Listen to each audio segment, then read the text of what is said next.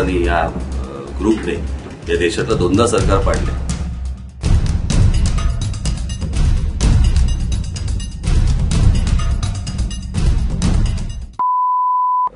काही वेळा तुमच्या मनात नसताना काही निर्णय तुम्हाला घ्यावे लागतात आणि त्याप्रमाणे जो लोकसभेचा निर्णय घेतला होता त्याचे परिणाम काय होणार याचाही मला अंदाज होता त्या सगळ्या गोष्टींचा. त्याच्यामुळे मला फारसं परिणामांचं आश्चर्य नाही वाटलं त्या सगळ्या गोष्टींमध्ये. कारण एका बाजूने मी स्वतःच सांगतो नरेंद्र मोदी पंतप्रधान झाले पाहिजे आणि तर मी आत्ताच कोणाला तरी सांगितलं की जर चांगलं पोहायचं असेल तर काहीतरी तळ पाहावा लागतो. त्यामुळे आणि मला असं वाटत राहतं की प्रत्येक निवडणूक ही तुम्हाला काहीतरी शिकवत असते. मला असं वाटतं लोकसभा निवडणुकीने पण मला खूप काही शिकवलं आणि कोणत्या गोष्टी कधी कराव्यात कोणत्या गोष्टी कधी करू नयेत. नेहमी तुम्ही म्हणत असता की राज ठाकरेचं टायमिंग असतं. लोकसभेला चुकलं.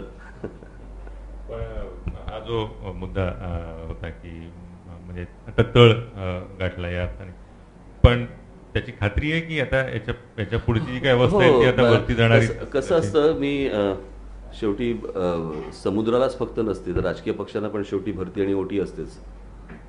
आणि या सगळ्या काळामध्ये जर समजा तुम्हाला काही पॉलिटिकल रेफरन्सेस माहिती असतील तर ते तुम्हाला ऊर्जा देतात. आणि मला आठवतंय की 1984 साली ज्या वेळेला इंदिराजींची हत्या झाल्यावरती भारतीय जनता पक्षाला 2च जागा ज्यावेळेला मिळाल्या होत्या त्यावेळेला अटलजींचं एक विधान होतं ते मला तेव्हा आठवत होतं आणि ते अप्रतिम विधान होतं. म्हणजे तुम्हाला स्वतःला ऊर्जा देणारं असतं आणि ते तुमच्या पक्षालाही ऊर्जा देणारं असतं. आणि ते विधान होतं की अब इसके नीचे हम नहीं जा सकते और उसके ऊपर वो नहीं जा सकते. तर मला असं वाटतं की उससे नीचे नहीं जा सकते.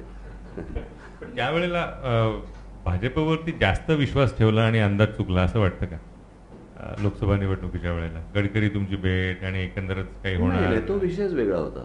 पण भाजपचा काय झालं मी त्यावेळेला नितीनजींशी हा विषय बोललो होतो की मग खरं तर माझी लढायची इच्छा नाहीये या सगळ्यांनी. आणि ते काय नितीन गडकरी येते ते गेले आणि बाहेर भाक्कन त्यांनी सगळं सांगितलं सगळं.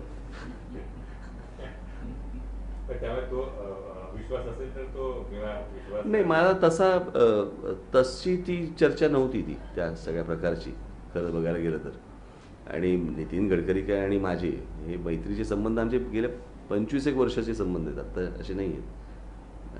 तर राजकीय चर्चा झाली त्या सगळ्या ह्याच्यामध्ये पण मला असं वाटतं नाही तो अंदाज चुकला. त्याच्यामध्ये मी कोणाला दोष नाही देणार मी त्या सगळ्या ह्याच्यामध्ये की कोणावर तुम्ही विसंबून राहिलात का कोणावर अवलंबून राहिलात का कोणा काय केलं काय नाही केलं. पण खऱ्या अर्थाने माझ्या डोक्यात जे होतं ते विधानसभाच होती किंवा आणि मला असं वाटतं तुम्हाला आता माझ्या मुलाखतींमधनं किंवा माझ्या भाषणांमधनं एकूणच सगळ्या कॅम्पेनमधनं तुम्हाला दिसत असेल की हे संपूर्ण कॅम्पेन एका कन्व्हिक्शनने मी पुढे नेतोय. किंबहुना माझ्या भाषणांमधनं येणाऱ्या मुद्द्यांमधनं अनेक गोष्टींना कलाटणी मिळाली या सगळ्या निवडणुकीतनं हेही तुम्हाला दिसत असेल. सो तो मी 100% इन्व्हॉल्व आत्ताच्या या निवडणुकीमध्ये तेवढा मी त्या लोकसभेच्या निवडणुकीच्या वेळेला नव्हतो.